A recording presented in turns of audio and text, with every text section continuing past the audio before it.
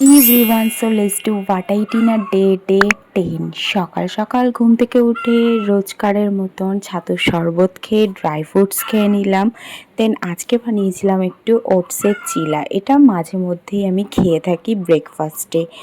যেদিন স্কিপ হয়ে যায় সেদিন একটু ভাত খেয়ে নেই, কারণ ভাত খেতে আমার খুব ভাল লাগে, কারণ আমি ভেতো বাঙালি। তো দুপুরের লাঞ্চে ছিল হচ্ছে ভেন্ডি আলু দিয়ে একটা তরকারি করেছিলাম। দেন তারপরে ছিল হচ্ছে উচ্ছে ডাল, তার সাথে পটল ভাজাও ছিল। কিন্তু পটল ভাজা খেতে আমার একদমই ভালো লাগে না, ওই জন্য আমি একটু পাঁপড় ভাজাও নিয়ে নিয়েছি। আর বিকালবেলা খেলাম এক বাটি মৌসুমি লেবু।